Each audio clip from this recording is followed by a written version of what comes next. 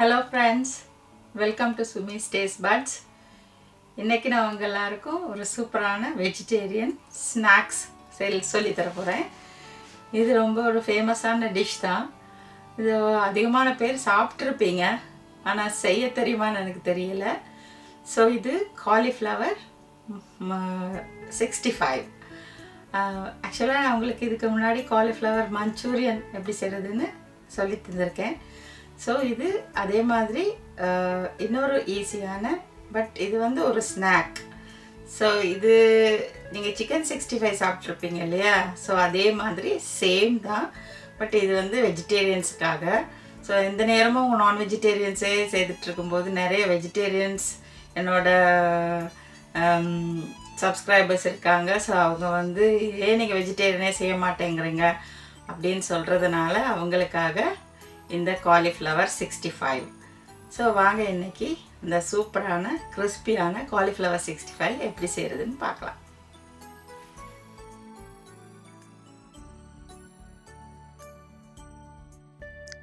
இப்போ இந்த காலிஃப்ளவரை நான் பிளான்ச் பண்ணுறதுன்னு சொல்லுவாங்க. இந்த மாதிரி ஹாட் வாட்டரில் நல்லா கொதிக்கிற சுடுதண்ணியில் போட்டு ஒரு 2-3 மினிட்ஸ் இந்த மாதிரி வச்சுருந்துட்டு அதுக்கப்புறம் இப்போ இதை நல்லா வடிகட்டி அதை தண்ணி இல்லாமல் நல்லா வடித்து எடுத்துக்கிறணும். இப்போ இந்த பாருங்கள், இது மாதிரி நல்லா தண்ணி இல்லாமல் வடித்து எடுத்துட்டு இப்போ இதில் நான் எப்படி இந்த 65 மசாலா செய்கிறதுன்னு சொல்லித்தரேன். இப்போ இதுக்கு நான் ஒரு 1/2 teaspoon ginger garlic paste add பண்ணுறேன். இதோட ஒரு 1/2 டீஸ்பூன் தனி மிளகாய் தூள் ஆட் பண்ணிக்கிறேன்.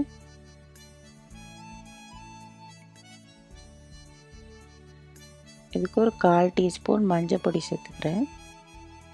ஒரு 1/4 டீஸ்பூன் கரம் மசாலா சேர்த்துக்கிறேன்.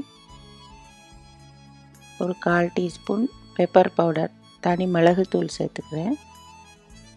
இப்போ இதுக்கு ஒரு 1 டீஸ்பூன் கார்ன் ஸ்டார்ச் சேர்த்துக்கிறேன், அதாவது கார்ன்ஃப்ளவர்.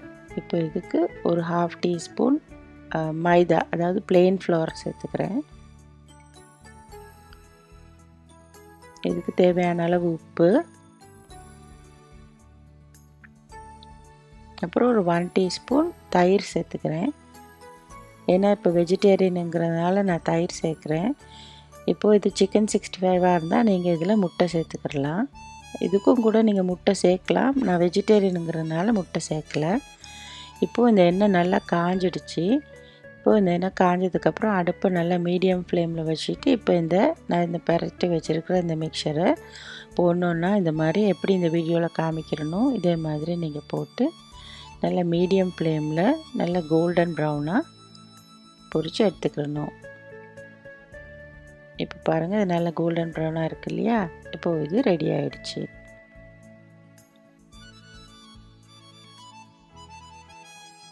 இப்போ இந்த சூப்பரான காலிஃப்ளவர் 65 ரெடி ஆகிடுச்சு. இதை நீங்கள் எல்லோரும் உங்கள் வீட்டில் செய்து பாருங்கள். உங்களோட கமெண்ட்ஸ் எனக்கு போஸ்ட் பண்ணுங்கள், சப்ஸ்கிரைப் பண்ணுங்கள், மறக்காமல் ஷேர் பண்ணுங்கள்.